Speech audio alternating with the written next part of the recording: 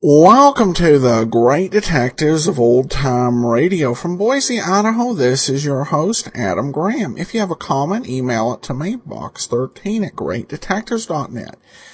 Give us a call. The number is 208-991-4783, and become one of our friends on Facebook, facebook.com/Radio Detectives, and be sure and follow us on Twitter @Radio Detectives. Well, today's episode, I do want to begin with a note from Cindy, who says, Adam, about the time I really start enjoying a new show I haven't heard before, Nero, Wolfe, and Poirot, they come to an end.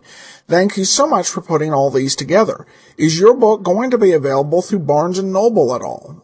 Referring to, I believe, All I Needed to Know I Learned from Columbo. Well, that is the plan. And it should be available at Barnes & Noble shortly. You can also purchase a copy off of Smashwords. When you get it off of Smashwords, you can get it in the format that goes for the Nook. And it is already available over in the Sony store and in the Kobo store. I do encourage you to pick up a copy of my ebook, All I Needed to Know I Learned from Columbo. We take a look at 7 great detectives, including Columbo, Monk, Nero, Wolfe, and, of course, Sherlock Holmes. Well, speaking of that, it's time for today's episode of Sherlock Holmes. This one is called The Adventure of the Veiled Lodger.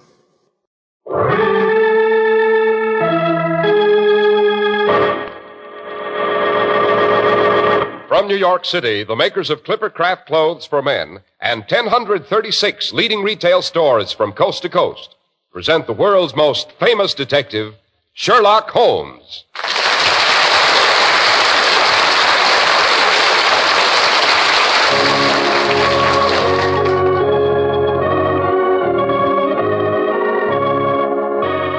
This week's story, The Adventure of the Veiled Lodger. Well, here we are again, about to enter Dr. Watson's familiar study. But, wait, what's this? Boxes and suitcases and trunks, fishing rods and nets and reels piled up in the hallway. Oh, don't let it upset you, Mr. Harris. It simply means Mrs. Watson and I are about to start off on our summer vacation. Personally, I'd just as soon stay comfortably at home. But you know how women are. Have to have an excuse to buy a lot of new summer clothes, and then you have to go off somewhere to show them off. Oh, yes. Seems to me I've heard you'd bought quite a few new Clippercraft suits and sport jackets yourself, Dr. Watson. Well, you wouldn't want me to embarrass the little woman, would you? Oh, good grief, no. And there's one way of making sure the women of the family will be proud of you. Of course, buy Clippercraft. All right, you are, Dr. Watson. And now, before you begin the story you promised us, The Adventure of the Veiled Lodger... Which has to do with a very horrible murder that interrupted a fishing trip Holmes and I were enjoying. It was brought to our attention by little Jojo, the clown who traveled with Rhonda's circus. It seems that Sahara King, the lion, had got loose. Hey, hold on a minute, Dr. Watson. Before we meet these clowns and lions and circus murders, suppose I say a few words on behalf of the generous gentlemen who have footed the bill for this long and delightful series of Sherlock Holmes reminiscences. That is a motion I second with pleasure, Mr. Harris. Very well, then, Doctor. You can buy clothes for almost any price you wish to pay, but it's hard to believe you can buy such really magnificent suits for only $40 to $47.50, tropicals for only $33.75 to $40, and sport jackets for only $26.50. We're speaking of Clippercraft clothes, of course. The only way you can prove this to yourself is by seeing Clippercraft for yourself, and by comparing them with suits selling for many dollars more. Clippercraft clothes are made according to a plan that makes these out-of-this-world values possible. In the Clippercraft plan, 1,036 of the nation's finest independent stores from coast to coast, stores you can trust, voluntarily concentrate their buying power to provide steady year-round operation, reduce manufacturing and distribution costs. Despite rising manufacturing costs, you make a real saving. See your Clippercraft dealer tomorrow. Compare Clipper Craft with clothes selling for many dollars more.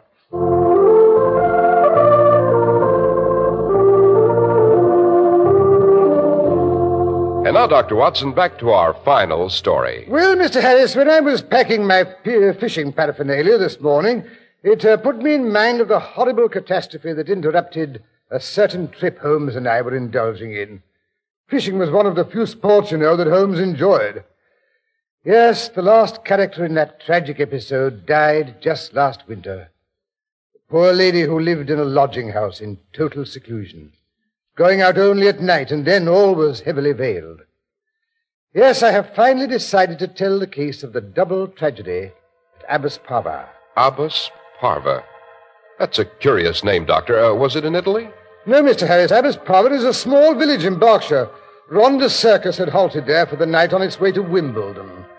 They were simply camping and not exhibiting, as the place is so small it wouldn't have paid them to open. Ronda's circus.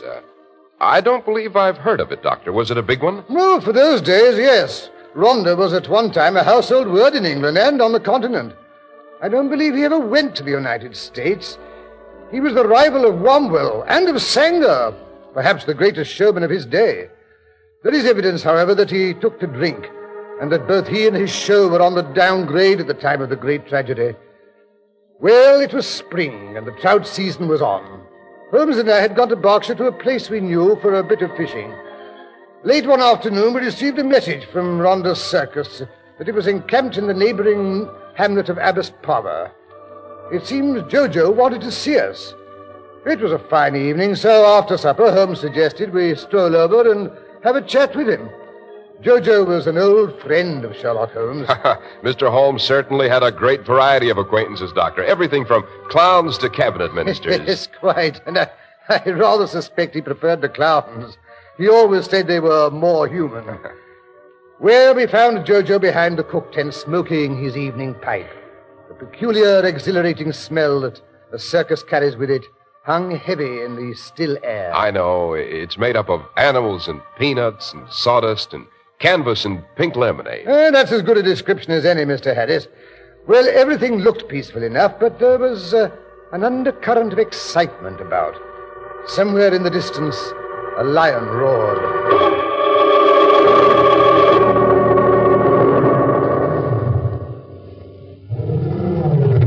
What's wrong with that lion, Jojo? He sounds uneasy. Oh, you mean Sahara King? Getting near his feeding time. Sounds vicious, eh, Holmes? That he is, sir. Vicious. Came near to mauling Jeannie when she went into his cage for last night's show. Who is Jeannie? Well, now, don't tell me you don't know Jeannie, Mr. Holmes. I'll bet Eugenia, the greatest artist on a slack wire this country ever had, until she cut a ligament in her right leg one night last year when a drunken roustabout hadn't put up her equipment proper like. Yes, a fine girl, Jeannie. Born and brought up on the sawdust and doing spring through a hoop before she was 10. The prettiest youngster you ever did see. Hair like red gold and cheeks as pink as roses. Well, she's only 28 now and an handsome woman still, but she's seen a bit of life, Mr. Holmes, and it's left its mark, I guess. Oh, what happened? Well, when she was going on 18, she married Rhonda. You mean the man who owns this outfit? Yeah, that's him. August H. Rhonda. And there ain't a wild animal in any of his cages can touch him for pure downright meanness and cruelty. Well, didn't the young lady know that when she married him? Oh, she knew it right enough. Ain't anyone in show business to know about Rhonda. She married him to save her dad from going to prison. You see, Rhonda got him for forging a check. Some say it was a put-up job. And I'm not saying it wasn't likely, seeing as Jeannie's father never learned to read or write. Howsoever, Rhonda seemed to think he had a case, so Jeannie married him to keep things hushed up. Yes, sir, that check was for £100, but I guess Jeannie has had £1 million worth of suffering since then. Rhonda kept getting worse and worse. First it was drink, then women.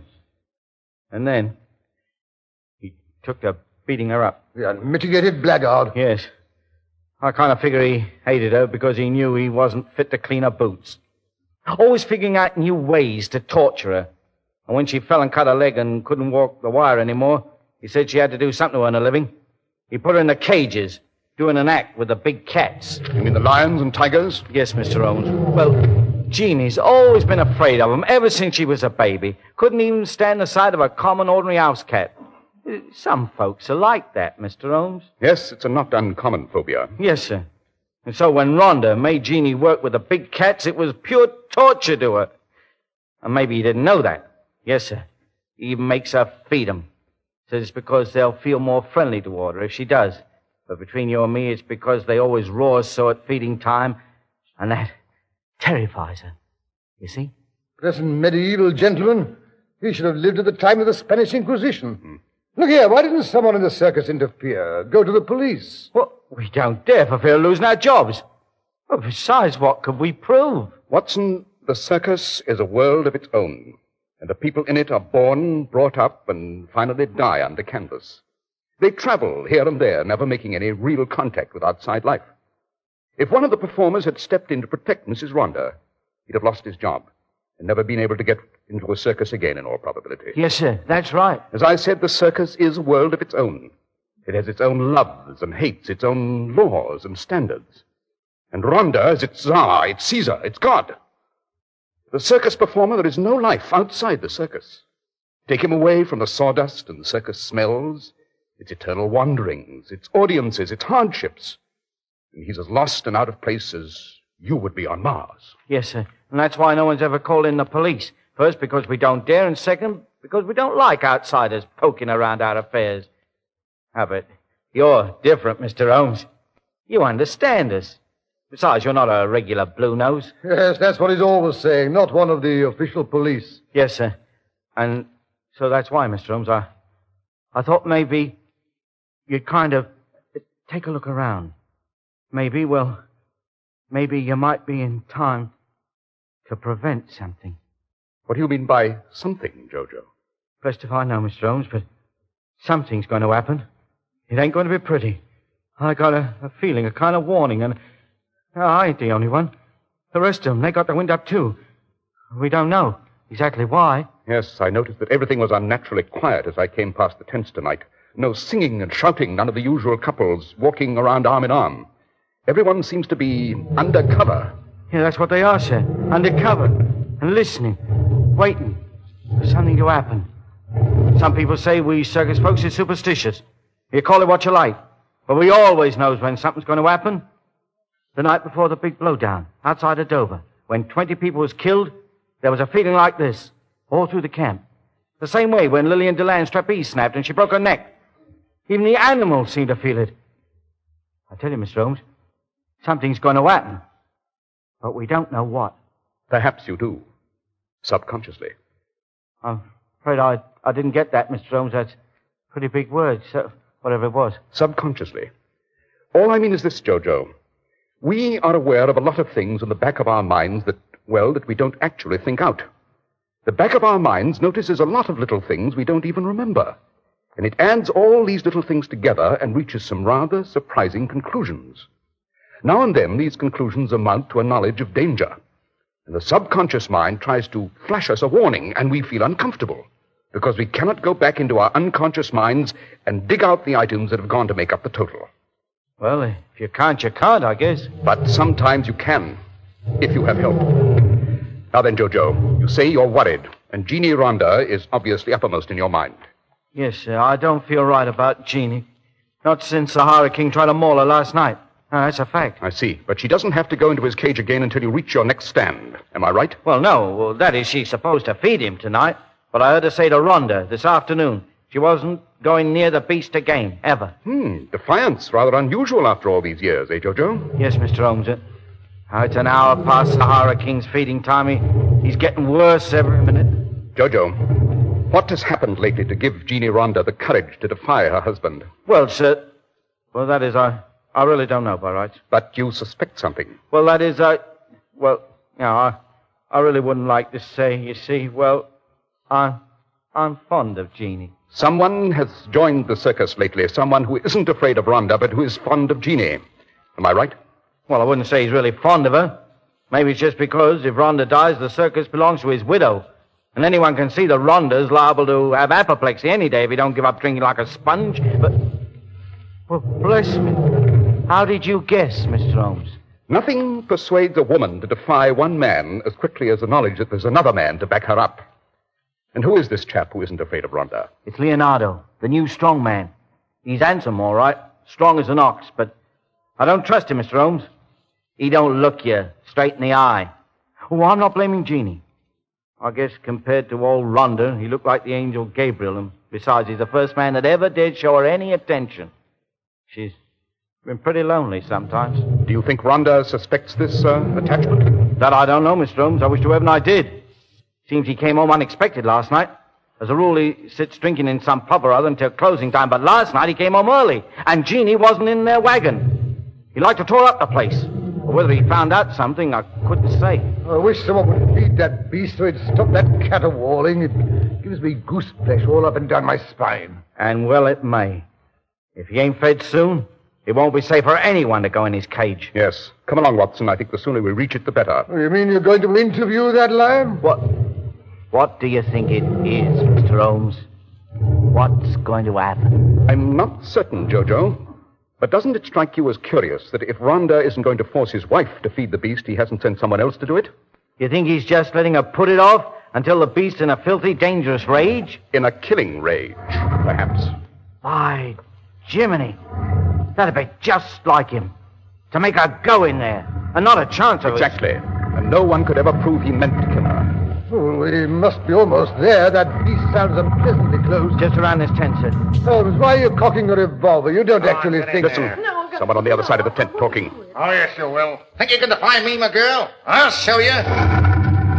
But I'm afraid. Oh, Augustus, please, just this once. It's them, Rhonda and Jeannie. Open that cage and get in there. I'll flog the skin off your back. I'll show you who's your master. Thought I didn't know you were sneaking out nights. Unlock that cage! Oh, hurry, we must stop her. She can't go in there.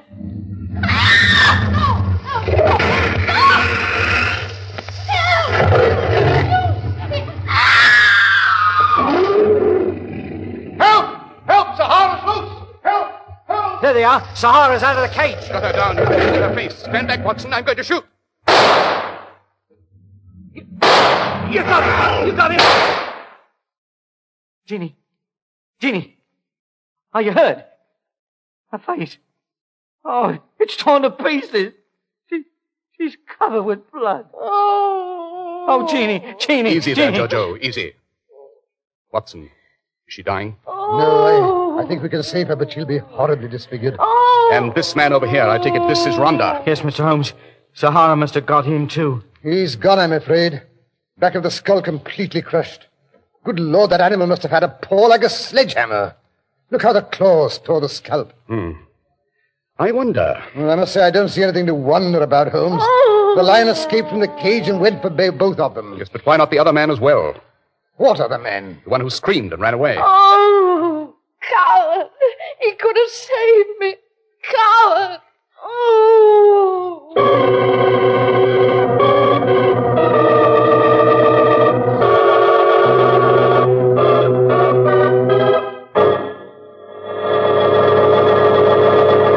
The makers of Clippercraft clothes are thinking not only of the suit you'll buy tomorrow, but of the suit you'll buy next year and in the years to come. That's why you can always depend on the Clippercraft label. Why Clippercraft makes a business of bringing you one of the greatest values in America. Behind that smart-looking Clippercraft suit is the amazing Clippercraft plan, responsible for Clippercraft's unique values. You get the benefit of tremendous savings through the Clippercraft plan, whereby 1,036 of the nation's finest independent local stores from coast to coast voluntarily concentrate their buying power.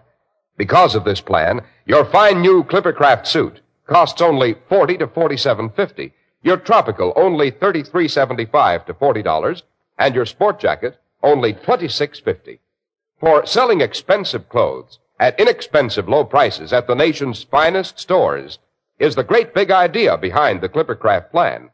That's why men who know insist on Clippercraft clothes. Be sure to visit the Clippercraft store in your city.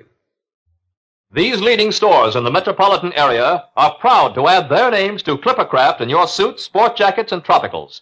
In Manhattan, John Wanamaker Men's Stores, Broadway at 8th and 67 Liberty Street. Saks 34th, Broadway at 34th. In Brooklyn, Abraham and Strauss. In Newark, New Jersey, Boulevard Men's Shop, Kresge Newark. And in Jamaica, the B&B Clothes Shop, 16408 Jamaica Avenue.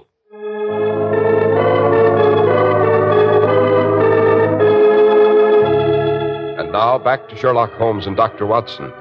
We find Holmes smoking his pipe, deep in contemplation, as he waits for Dr. Watson to finish caring for Mrs. Ronder. The night is black and breathless. Even the animals are hushed. A heavy-footed figure approaches. Well, Watson? She'll live, but she won't enjoy it, I'm afraid. Horribly disfigured, eh? Look here, Holmes, it's getting late. Let's be getting on home. There's nothing more we can do here. After all, you can't arrest a lion for murder, you know. If it was a lion, Watson. Oh, what do you mean, if it was a lion? We saw him, didn't we, tearing at that poor woman's face. I'm not thinking about the woman, Watson, but her husband. He was lying fully 10 paces from the cage. I doubt if the lion ever got that far. Oh, rubbish, Holmes. You're trying to build bricks without straw.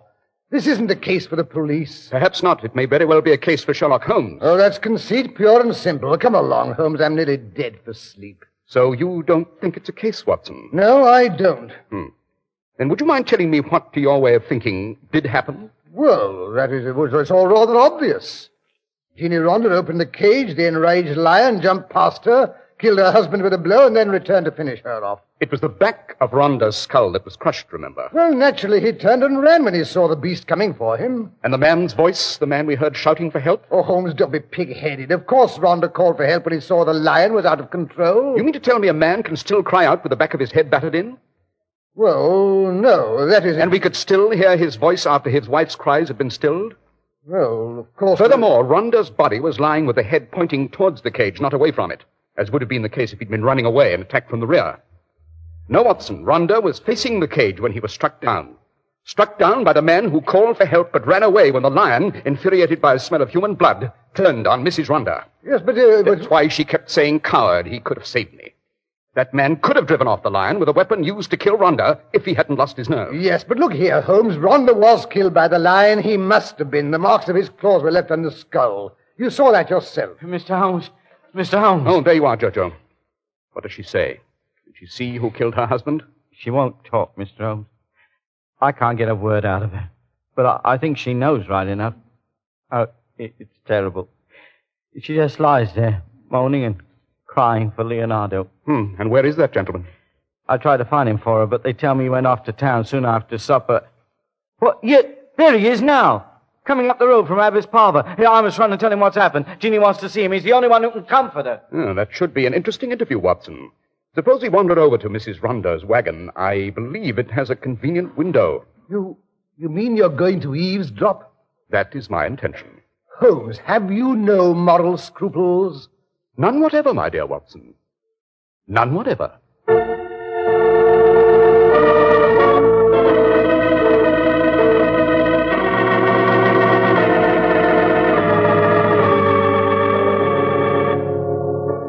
Here, Watson. Get down behind these bushes, out of the light of that window. Yes, but I shan't be able to see anything. Have you no moral scruples, Watson? Oh. We don't have to see. All we have to do is hear. Quiet. Here come Leonardo and Jojo. Hello, Jeannie. Leo, why did you do it? You promised Shut me. up, will you? Jojo's here. Oh, I didn't know. I can't see with these bandages. Yeah. Just told me what happened. Met me on the road coming back from Abbess Parva. I'm sorry, Jeannie. You got pretty badly mauled. Yes, but that doesn't matter. Oh, Leo, we won't have to run away now. Rhonda, he's gone. We can get married, decent-like. Married? What makes you think I'm going to marry you? But, Leo, you promised. You think I want to be tied up for life to a woman with only half a face left? You might as well expect me to marry one of the freaks. Leo. Leo, don't laugh. It's your fault that Sahara mauled me. You could have driven him off with the club you used to... Shut up, you fool. Shut up. Don't you do it. Don't you touch her, Leo. I'll warn you. Well, listen to who's talking. Jojo, get out of here before I cripple you so you can't walk. Now, get out, do you hear? Leo, don't hurt him. Jojo, please go. You can't do any good. We get on better if we're alone. Please, Jojo. All right, Jeannie. But just you let me know if you don't treat you right. Go on, get out before I kick you I'm out. going, I'm going. You ought to see him run. Nasty brute, I'd like to Quiet, Watson. Quiet. Leo, you didn't mean what you just said. Oh, didn't I? I'm pulling out of here tomorrow. But Leo, the circus, it's mine now. You can have it if we're married. You've always wanted to run a circus. No, sir. I'm sensitive, I am. I never could stand looking at an ugly woman. Why, I'd as soon as marry a gargoyle as a woman without a face. But Leo, I can wear a mask. No, it's no good. I'm clearing out of here tomorrow. No, you're not. Well, who's going to stop me? I will. I'll go to the police. I'll tell them that you killed Rhonda. They'll arrest you. And what about you? Your hands aren't any too clean, remember? But I didn't kill him. I didn't know you were going to. All I wanted you to do was keep him from sending me into that cage. And who's going to believe that? We're in this together. You can't hand me over without putting a rope around your own neck. But I didn't do it. I didn't. I never wanted him killed. You can't do that. Shut up, you hysterical. You can't leave me like this, Leo. Now let go of me and stop screaming. You want everybody in camp to hear? I can't. I don't care. I won't let you go. That's good, that is. Won't let me go. How are you going to stop me? And another thing. I never did love you. Oh. Now, do you get that? Never. All the time I was out to the circus. But now I don't want it. Not if I've got to have you along with I'll it. kill you, Leo. I'll kill you for this. Go ahead. You haven't got the nerve. Well, I'm going. Leo. Leo. Oh. Holmes, you're not going to let him go like that. He's guilty. Cut him. Cut him. Holmes, she shot him. Quick, Watson. We've got to see him. Perhaps he's not dead yet. I wish we'd stayed home tonight.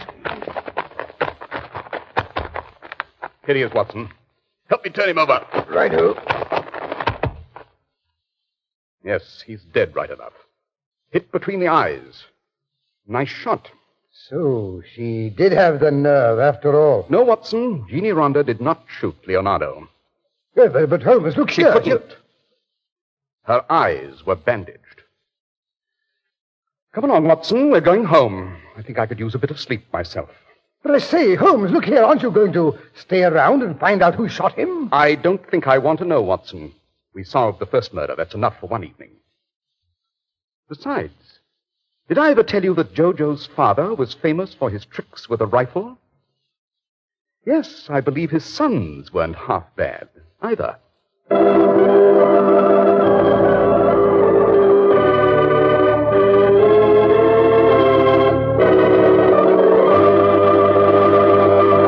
But, Dr. Watson, didn't the police ever discover who killed Leonardo? No, Mr. Harris, they didn't.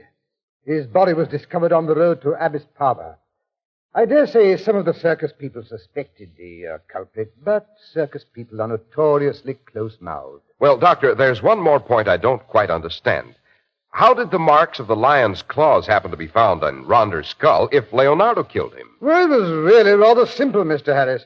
Holmes eventually found a club with 5 spikes in it at the bottom of the scum-covered pool in the neighborhood. I don't believe he ever mentioned the fact to anyone, however. Well, that was certainly a very powerful story, Dr. Watson. In fact, Doctor, I'd say it was one of the best stories you've ever told. Thank you, Mr. Harris. I like to finish on a high point, don't you know? But you're not going to go away and leave us for good, are you? You really want me to come back in the fall? You know we do, Dr. Watson. Why, the week would be kind of empty without a Sherlock Holmes adventure to look forward to. Well, in that case, I think it could be arranged. All I wanted was a little coaxing, you know. Well, then consider yourself coaxed, Dr. Watson. Thank you, Mr. Harris, and a most heartfelt thank you to all our radio friends who have so patiently listened to the reminiscences of a venerable medico who was fortunate enough to become the biographer of Sherlock Holmes. And last, but by no means least, thanks to our generous sponsors who have made these half hours possible. You know, Dr. Watson, I sometimes suspect they are Sherlock Holmes fans, too. I hope so, Mr. Harris. I certainly hope so. And now a pleasant vacation to you and all our friends. The same to you, Dr. Watson, and have fun in your new Clippercraft wardrobe.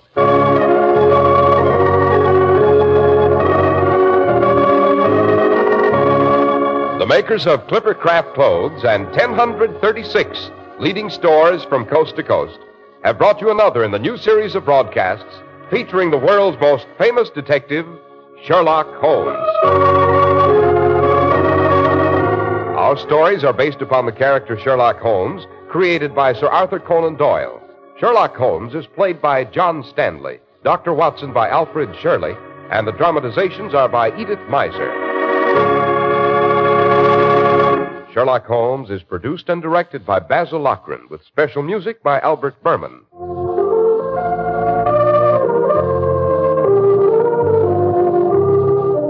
John Stanley, known best to you as Sherlock Holmes, has turned author. Be sure to read his article, Powder Smoke, at 221B Baker Street, in the current issue of Black Mask magazine, now on your newsstand. If you don't know your Clippercraft dealer, write Clippercraft, 200 Fifth Avenue, New York City. Well, cheerio, Sherlock Holmes, Dr. Watson, and members of the Clippercraft radio audience until the fall. Best wishes for a most pleasant summer from the makers of Clippercraft clothes for men and 1,036 leading stores from coast to coast. Remember, we'll be on the air again next fall when Clippercraft will again bring you the world's most famous detective, Sherlock Holmes.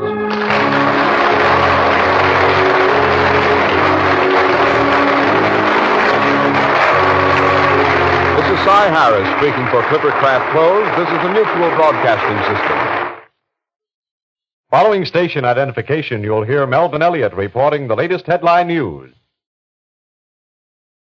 Welcome back. Well, an interesting series conclusion. I know that The Veiled Lodger was one of Doyle's later stories.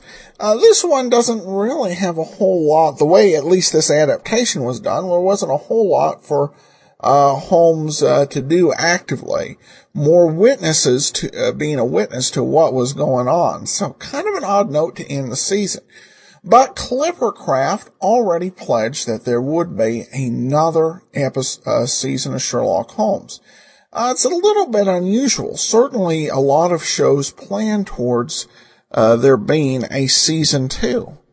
But Clippercraft to commit in June that, we're going to be back in September, meant that the show, despite some of the quality complaints that some folks have had, still was drawing quite a few listeners. But of course, Alfred Shirley, who played Watson, he was correct that Dr. Watson would be back in the fall. But Alfred Shirley, not so much. Indeed, next week we're going to have a new Dr. Watson and a new season. We will be talking about that next week, so be eagerly looking forward to that. We do have some listener comments, a couple I missed, and just want to go ahead and address. This one came back from April 19th. Darlene said, oops, I'm sure many people will post about this, but host Adam Graham deduced that the illustrious client was the king. But England had no king from 1837 to 1901, nor do the 3 ostrich plumes denote king or queen. The illustrious client's coat of arms indicate that he was the Prince of Wales. Well, thanks so much for the clarification there. To be honest, I guess I was thinking back to the Rathbone series where they had an encounter, indeed, with the King of England.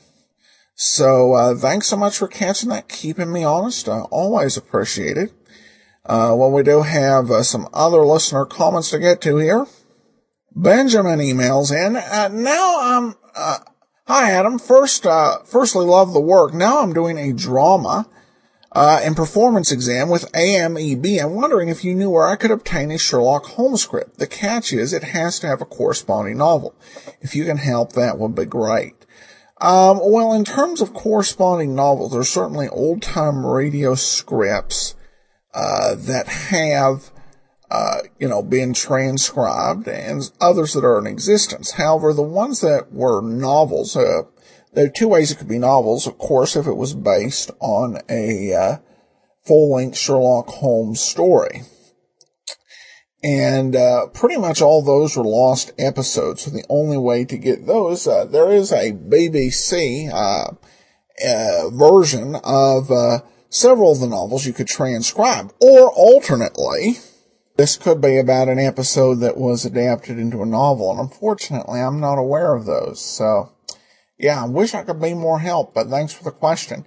Phil comments over on Facebook, why am I craving eel pie ale? Eel pie ale and Clipper Craft clothes. It's the persuasive power of radio.